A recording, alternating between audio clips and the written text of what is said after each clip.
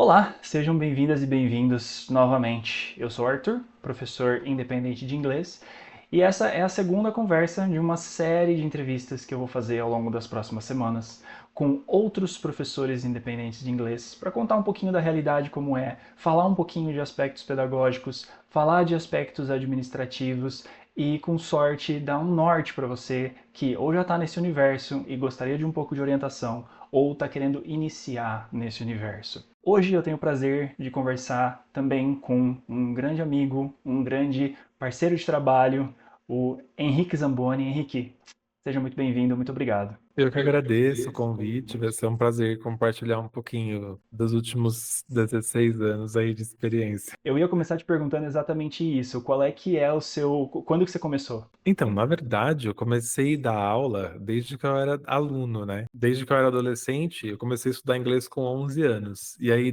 eu sempre me destacava, uma porque gostava muito do inglês e aí, consequentemente, tinha uma facilidade, né? O pessoal da família, assim, meu irmão mais velho, que já estudava também inglês, me pedia, tipo, algumas aulinhas ali para fazer prova, tá? Então, eu já Uhum. considero ali uma certa experiência, até porque foi ali que eu comecei a ver que eu queria ser professor. É, Né? e eu lembro Era que eu brincava de ser professor quando eu era criança. Eu não sei se é o mesmo caso de Uhum. você, assim, também. Não só de inglês, de outras É. matérias também, né? Eu não me recordo de brincar assim de professor, mas a vontade veio cedo, né? Desde a adolescência, querendo ou não. A gente meio que sente, né? A gente meio que É. vai se identificando com essa prática de passar informações e Uhum. da didática, né? A gente vai Sim, se e eu impregnando. amava tanto a aula de inglês que, sei lá, foi meio natural ver ali os teachers e querer estar naquele lugar, sabe? E é interessante porque você fez aula de inglês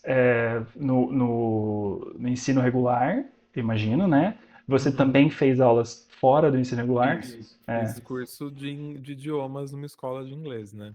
né? E acaba também sendo um aspecto meio, sei lá, uma coisa até meio mística, assim, né? Que um outro ambiente de aprendizado destacado da escola, em que você vai, que você Uhum. se dedica, que você tem Sim, uma organização era própria. muito diferente porque eu estudava em escola estadual, né?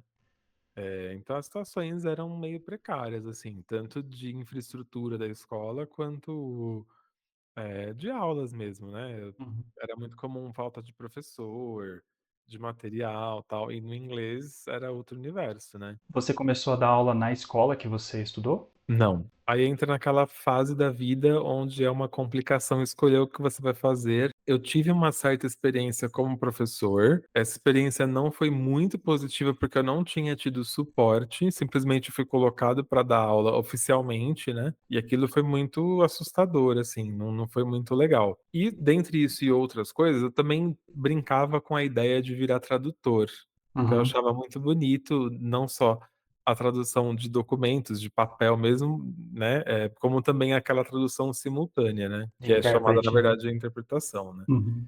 E aí eu estudei letras, tradutor e intérprete, numa faculdade que chamava Unibero, né, a Universidade Ibero-Americana, Sim. que atualmente não existe mais. Então eu fiquei um tempão brincando com a ideia de me tornar tradutor, mas eu cheguei a fazer estágio, né, trabalhar com isso, tanto assim na minha casa, traduzindo coisas e, meu, não é para mim, porque era um trabalho muito sozinho, ali você sem poder se comunicar, e aí É, para mim isso é muito ruim, então eu me identifico muito mais com o ensino. a Aí gente. foi quando eu me enxerguei que, tipo, não, realmente vou ser professor, e fui atrás de uma oportunidade que fosse diferente daquela que não tinha sido muito boa, né. Professores trabalham com desenvolvimento humano, né? Eu acredito que essa necessidade de troca acaba sendo uma recompensa natural para muitas pessoas que se identificam com a docência e se identificam com a Sim. vontade de ensinar, né? Como é que essa sua primeira experiência com o ensino foi? Quantos anos você tinha? Eu tinha uns 19 anos. 19 anos. É. E dá uma pincelada em como é que foi o seu desenvolvimento como professor e a sua transição para autônomo. Eu, depois da experiência ruim, fui fazer outras coisas. Uma coisa interessante e importante para a conversa é que eu acabei indo estudar marketing. Então, eu, Hum, além de letras, sou formado em marketing. É uma faculdade de 2 anos, que é que eles chamam de mercadólogo, né. E eu trabalhava na empresa da família, que numa área que não tinha absolutamente nada a ver com educação. E aí eu comecei a sentir falta daquilo, porque apesar de ter tido uma experiência ruim, Hum. era uma coisa que eu gostava de fazer. E eu identifiquei que a experiência não tinha a ver com o fazer, aquilo, mas sim com o lugar que eu estava trabalhando, né, que não Não deu é porque você suporte não e tudo gostava ou mais. deixou de Isso, gostar, é porque a exato, experiência não permitiu que você exercesse aquela paixão que você exato. tinha de uma forma, Uhum. né, eficaz. Exatamente. Aí uma amiga que trabalhava numa rede grande, numa unidade de uma rede grande de escolas, né, aqui em São Paulo, falou: "Não, vem pra cá, aqui é totalmente diferente, eles estão sempre recebendo currículo, e tal". Aí eu mandei meu currículo e fui contratado. Uhum, Aí, uma parte interessante da história é que essa escola era a escola que eu tinha estudado de uhum, adolescente, inclusive a pessoa que foi minha coordenadora tinha sido minha teacher, né, então eu estava num ambiente ali familiar, só que aí, já nesse momento, a escola tinha, comprado já era parte de uma franquia. Quando eu estudei, ela era uma escola bandeira branca. uhum, E aí, então, quando eu cheguei lá, não era a mesma escola, mas eram os mesmos diretores, né, as diretoras, no caso, muita gente da equipe eu conhecia, já tinha sido aluno e tal, então foi bem legal. E é uma escola que encorajava muito o desenvolvimento profissional, não só através de treinamentos deles, internos, mas também como, até, por exemplo, se você fizesse um curso específico, havia ali uma a subida, né, de categoria, e aí com isso tinha benefício de um salário um pouquinho melhor, uma hora aula mais interessante. E aí tanto isso quanto a própria vontade de me desenvolver, eu fui fazendo cursos, né.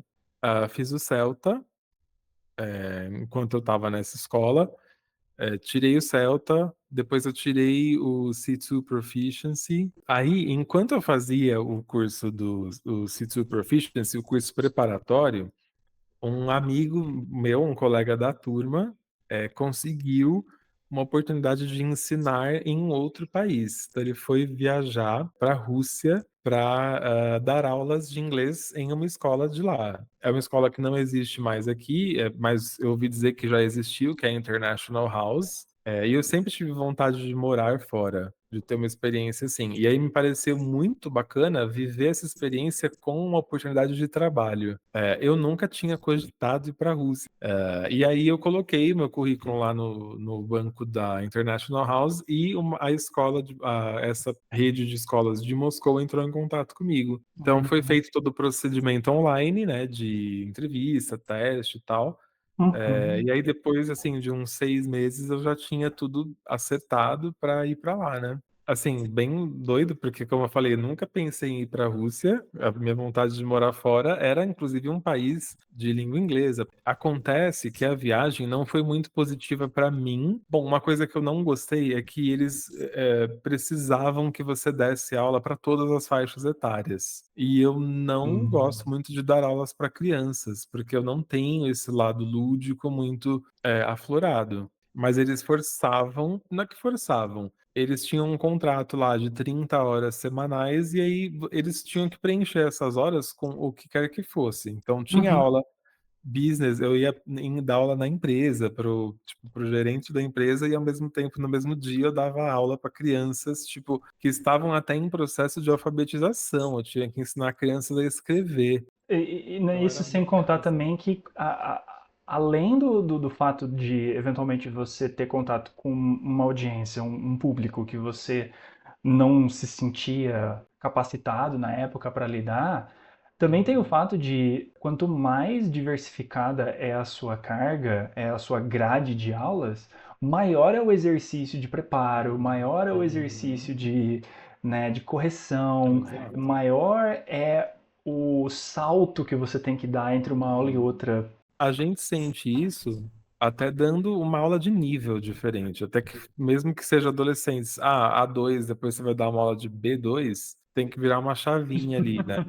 Então imagina quando muda além do nível, a dinâmica total, né.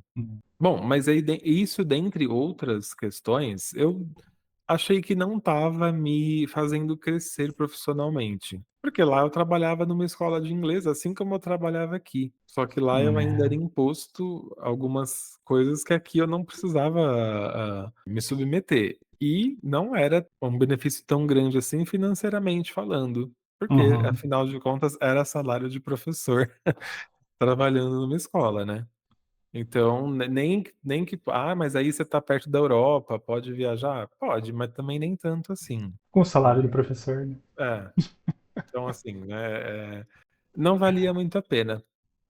E aí, né, to cut a long story short, eu decidi voltar.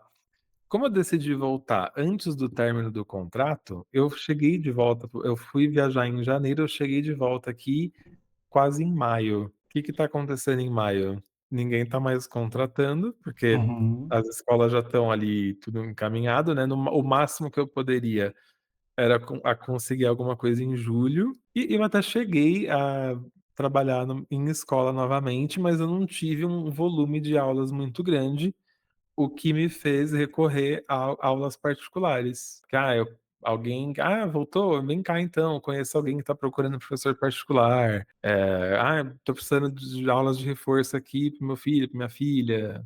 Né? E aí foi assim que eu comecei a explorar, ver que esse universo era mais interessante financeiramente falando. E Ok. aí eu comecei a cogitar essa ideia de me tornar 100% autônomo, né? Então, depois desse teu retorno da Rússia, foi o primeiro contato que você teve com aulas particulares? Não, eu já tinha tido, até pela escola. Eu tinha tido experiências, não sei se tinha sido azar, mas eu tinha tido experiências não muito boas com alunos particulares meus. Talvez uns dois, três alunos que fizeram aula por 2 meses e pararam, ou que, tipo, não tinham muito interesse, e aí a aula não desenvolvia. Então eu fui meio que, antes dessa viagem, que eu tive essas experiências, eu fui meio que desanimando de dar aulas particulares. Você mencionou para mim que de qualificação você tirou o C2 e você Uhum. tirou o Celta. Além dessas duas qualificações, você teve alguma outra qualificação, certificação, alguma outra experiência que você considera bastante relevante para o seu desenvolvimento como profissional? Eu, além da faculdade, né? Além de os treinamentos também das próprias escolas, que eu ou fiz teste para trabalhar ou trabalhei de fato, né? Teve vários cursos que eu fiz com profissionais que oferecem cursos para professores. Por exemplo, o Sérgio Pantoja, o Júlio Vieitas. Eu cheguei a fazer também um preparatório para o Delta, Module 1, mas eu não cheguei a fazer a prova porque eu peguei esse preparatório na transição de 2019 para 2020, que além de ter acontecido uma tragédia na família, né, a perda de alguém importante para mim, teve também a pandemia, e aí as aulas foram para online, Uhum. e os exames pararam por um tempo, não sabia se quando iam retomar, porque é um exame que você tem que fazer, né, num lugar com outras pessoas, tal. E aí, no meio dessa a bagunça toda aí, acabou que eu terminei, eu concluí o curso preparatório, mas não fui atrás de fazer a prova e desde então não estudei mais para o Delta, porém isso está prestes a mudar porque é uma coisa aí que eu quero voltar a fazer, né. E além disso teve várias, inúmeras, palestras, workshops de Breast Easel, Você trabalha como autônomo, você diria exclusivamente autônomo há quanto tempo? desde 2021. Como que você identifica que foi, quais que foram as contribuições que essas qualificações que você fez tiveram na sua carreira como autônomo? São muito importantes, porque, por exemplo, para eu conseguir ter a segurança de desenhar um curso, escolher um material ou não vai usar material, eu vou fazer aulas de outras formas, enfim, tudo isso requeria um conhecimento prévio que eu fui adquirindo ao longo de tudo isso que eu contei que eu fiz ao longo dos anos, né? Então, refletiu demais para eu poder ter essa segurança de falar, não, esse aluno é um aluno de nível B1, tem isso aqui de fraquezas, isso aqui de coisas, né, que já são boas. E é uma dificuldade, às vezes, que a gente tem, acredito que quando a gente conversando com outros professores que estão iniciando agora, Uhum, de falar, porque às vezes as pessoas que a gente menciona, né, a importância de você se qualificar, de você estudar, porque muitas dessas perguntas, elas são muito difíceis, às vezes até impossíveis de serem respondidas como dicas. Assim, me dá uma uhum, dica do que eu posso fazer para um needs analysis, me dá uma dica para o que eu posso fazer com uhum, placement, me dá uma dica para o que eu posso fazer para desenhar um currículo para um aluno. Às vezes, dar uma dica pode ser que seja uhum. até mais prejudicial do que Sim. né, recomendar que a pessoa. Pô, você precisa de uma qualificação sólida que vai Uhum. te ajudar no seu processo de tomada de decisão, né? E Sim, tem coisas que às verdade. vezes a gente não consegue identificar exatamente de onde veio e que aí Sim, porque pensando você vê, é o resultado de muita coisa, né? são tantos elementos que é difícil resumir em poucas coisas, né?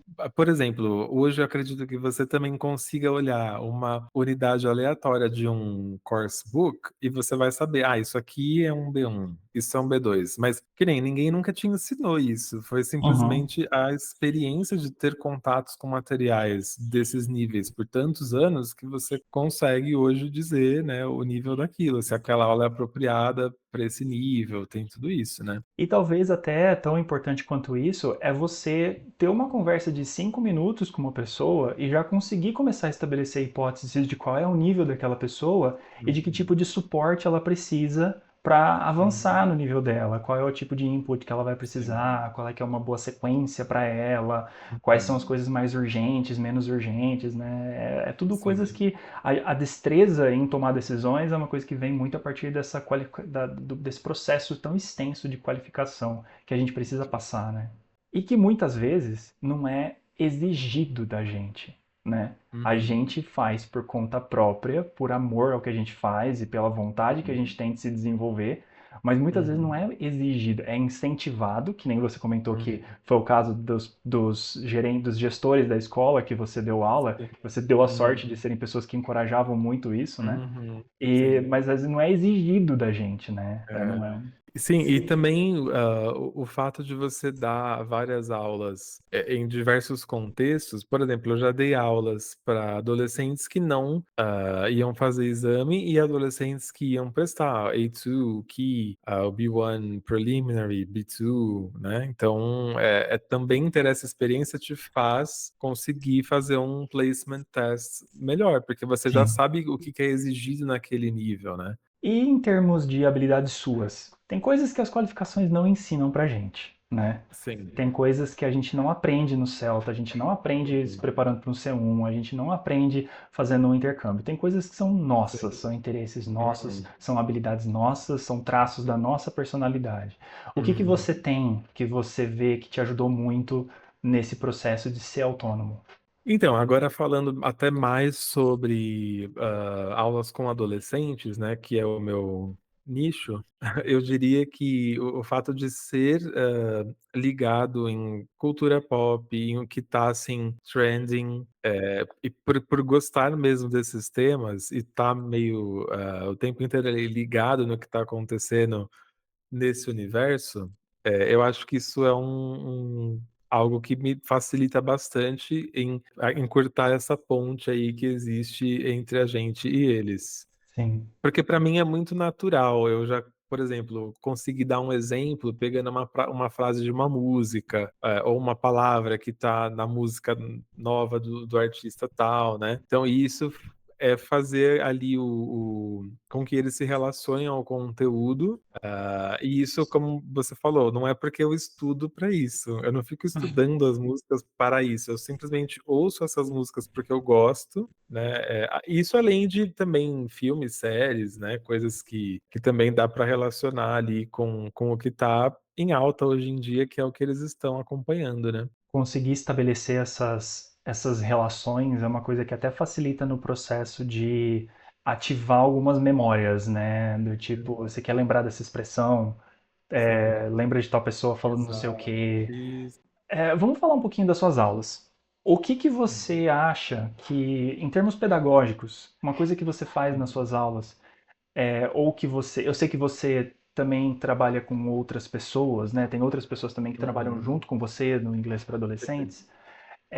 O que que você faz? O que que você propõe que essas pessoas façam em termos pedagógicos que você acha que é um grande diferencial, de grande ajuda, que favorece muito as suas aulas? Então, eu gosto muito de trabalhar com jogos, né. Se você pega, um exercício do livro, por exemplo, normalmente os materiais que eu trabalho tem lá a seção de grammar, que é uma meia página, né. Se eu fizer aquilo do começo ao fim, sem integrar jogos, outras coisas ali no meio entre os exercícios, eles vão ficar muito, entediados durante a aula, né. Então os exercícios do livro têm sua importância, eu gosto de fazer, mas é importante trazer elementos que dão uma, chacoalhada, assim, nos ânimos da aula, vamos dizer, né. Então tem que ter ali uma competição, um joguinho, e aí você pode inventar, né, jogo da memória, eh, para competir mesmo que grupos vão completar as frases corretamente, né, melhores e tudo mais.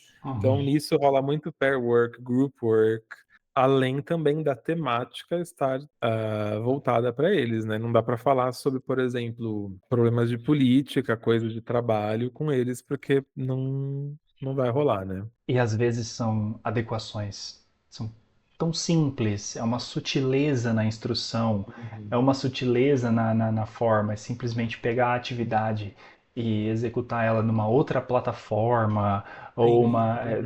Essa mudancinha simples gera um moshback muito grande, né, na forma como as Sim. pessoas reagem, né? Sim, e até aproveitando, eu chego a, de fato, pegar, às vezes, algum exercício que tá no livro e jogo ele no Wordwall ou no Bamboozle, né, é só mudar a forma que o exercício é apresentado, né. Mais alguma coisa? Hã, então, e além disso, que é uma coisa que eu já comentei, que é trazer um pouquinho do que eles gostam para a aula. Então eu chego a perguntar para eles: "E aí, que música que vocês estão ouvindo? O que que vocês estão assistindo no momento?". Porque aí se eu for pensar em algum recurso, né, pra trazer pra aula, eu já sei diretamente da fonte qual que vai ser, legal para trazer, né. Poupa muito trabalho, né, de dedução, e você acaba tendo uma biblioteca, uma fonte muito rica Uhum. de referências que você tem garantia, né? Sim, e até porque existem estratégias que você pode usar. Por exemplo, você pode entrar numa playlist do Spotify lá, os top 50 do mundo. Mas é importante prestar atenção para não cair na armadilha de achar que os seus alunos ouvem aquela playlist. Por exemplo, alunos brasileiros não necessariamente estão influenciando tanto aquela playlist que é top 50 do mundo, né? Então, brasileiro gosta muito de ouvir coisas que são feitas aqui, né, música funk, tem também o funk, agora que eles gostam Uhum. muito, né. Então, tem que também tentar: "Ah, mas tá, desses aí que vocês, gostam, tem alguém que tá cantando em inglês ou fazendo um featuring, né, na música?". Então é sempre, né, ver diretamente com eles o que que eles estão curtindo. E em termos administrativos, você hoje eh, toca uma escola, né, que começou da sua prática como particular, inclusive por muito tempo teve o seu nome, né, Henrique Zamboni, inglês para Uhum, adolescentes, e agora você está nesse processo, né, de identificar sim. como inglês para adolescentes, né? Uhum, sim. E em termos administrativos, o que que foi uma coisa que você fez na sua prática Hum. que te ajudou muito, facilitou muito a tua vida, fez muita diferença para você, a partir do momento que você implementou? Ó, acho que super importante foi, adotar uma plataforma de emissão de boletos, porque aí não só eu deixei de me preocupar com tantas pessoas precisam me pagar esse dia, né, então ali já tinha automatizado, e eu também não tinha perigo de esquecer e também a pessoa, né, não precisava ficar cobrando os pais dos alunos, nem os alunos, nada disso, então isso ajudou muito. E atualmente, eu vejo que, assim, é muito difícil equilibrar a parte pedagógica com a parte administrativa, e eu reconheci que, assim, há um limite até onde eu consigo fazer.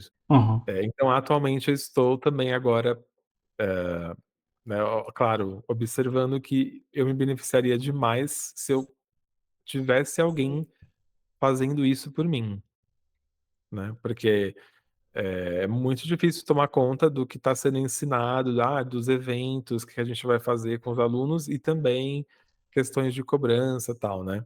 Uhum. Então, atualmente eu estou vendo uma pessoa para tomar conta disso para mim, e então acho que isso também é importante, a gente reconhecer a hora que não, já está ficando, too much, né.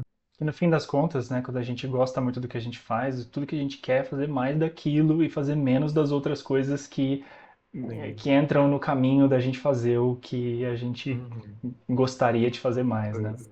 De onde que vêm as suas indicações? Então, muitas delas vêm de professores que não trabalham com adolescentes, e aí: "Ah, mas conheço alguém que vai conseguir te atender, melhor", né. Então, por ter feito aí anos de cursos, participado de palestras, né, eventos, eu conheci muitos professores, e aí, tive a sorte aí de achar pessoas bacanas que recomendam meu trabalho também.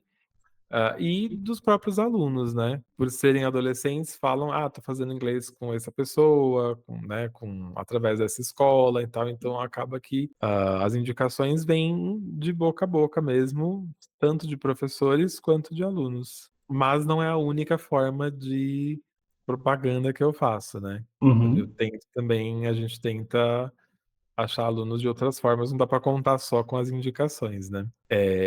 A minha escola é num bairro aqui, né, pequeno, e que tem até uma vibe um pouco cidade pequena, vamos dizer assim, né. Então eu tento aqui, por aqui mesmo, fazer parcerias que, dão visibilidade à escola. Por exemplo, na festa junina que tem aqui na paróquia, que fica na mesma rua, eu patrocino o evento, Uhum. né, então, pessoal, assim, de tipo mercadinho, eu deixo lá uns folderzinhos, e também o Instagram acaba ajudando bastante também, né, que eu faço bastante vídeos, né, postagens, tal, e aí acaba que de vez em quando aparece algumas pessoas que me acham por lá, né. De fato, da mesma forma que não dá, apesar das indicações serem uma parcela, acabarem sendo uma parcela muito substancial de onde vêm as nossos alunos, né?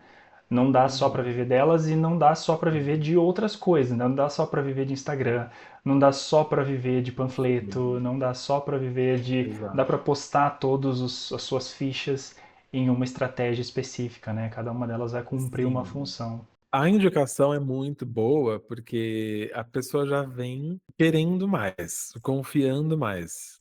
Porque a pessoa já falou tão bem de você, da escola, que, parece que é mais fácil reter o aluno que vem de indicação, né. Mas não tem tanta indicação o tempo inteiro, então a gente também tem que fazer a nossa parte, né. É, às vezes a indicação é uma coisa que precisa de um movimento meio que ativo, às vezes, para acontecer, né? Uhum. Do Sim. tipo, então se você quiser, se você souber de alguém que possa ter interesse, eu tenho algumas vagas disponíveis em Uhum. tais horários, se Sim. quiser repassar, É. recomendar, tal. Por último, o que que Hum. você falaria para um professor, o que que você recomendaria para um professor que está começando agora? Seja aberto ou aberta a feedback. Eu vejo como uma certa dificuldade do ser humano, né, ouvir feedback e reconhecer que precisa ali mudar alguma coisa, né, alterar algum estilo de, no caso de professor, né, do que ele está fazendo em aula, e a gente tenta levar para o coração, né, fica chateado: "Ai, não", É. mas na verdade não, a pessoa que está te dando esse feedback, claro, né, desde que seja alguém ali que você está fazendo um curso, alguém que está que é o gestor ali da escola que você trabalha, a pessoa tá te falando aquilo para te ajudar também. Lógico que há a expectativa de que você se encaixe ali numa metodologia, né, numa abordagem, Uhum. mas mesmo assim é legal você fazer mudanças na sua prática, porque isso vai te dar uma cartilha de conhecimentos diferentes, né. Sim. Então, acho que ser aberto a feedback vai ajudar qualquer professor em qualquer fase e em qualquer circunstância, sabe. Se você for fazer um curso como o Celta, você precisa estar aberto a feedback. Se você for fazer um curso de language development, se você não está aberto a ouvir que você está errando tal coisa, tal estrutura, você também não vai conseguir mudar aquilo, né? De fato, e eu concordo muito com você que é uma dificuldade muito grande das pessoas. Uhum, Não só porque a gente não quer lidar com a realidade de que, tipo, às vezes a gente tem essa resistência de lidar com a realidade que a gente está fazendo alguma uhum, coisa errada, mas também porque aquilo às vezes abala a nossa própria motivação no que a gente faz e a uhum. nossa a Sim, nossa segurança no que a gente está fazendo. Tem uma discussão isso. muito grande ali de professores, e principalmente no aspecto de language, né? Falando sobre, e aí, você ser um professor, você ser um falante nativo do idioma Uhum, é suficiente para você dar uma uhum, boa aula? E se você recebe um feedback na sua pronúncia, aquilo entra como um senso de dúvida se você é bom no que você uhum. faz e se você consegue o que Sim, você faz. Uma coisa que eu gosto sim. sempre de recomendar para as pessoas que têm essa dificuldade de lidar com feedback, que é para gerar essa confiança, é você pedir feedback Uhum, pedir feedbacks específicos. Às vezes, quando sim. você pede um feedback específico, significa que você está preparado para ouvir Uhum, o que a pessoa tem a dizer sobre aquele aspecto específico que você está em sim, dúvida, né? Te coloca exato. numa posição mais confortável para receber, talvez, aquele feedback. Gostaria de adicionar alguma coisa? Não, acho Não? que we covered it pretty much all.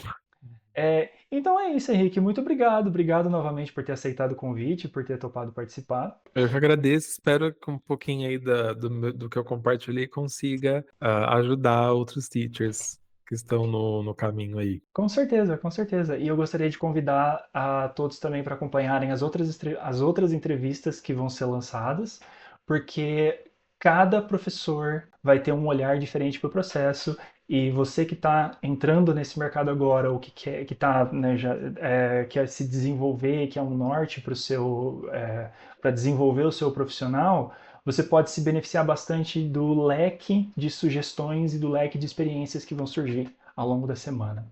Muito obrigado, Henrique. Obrigado.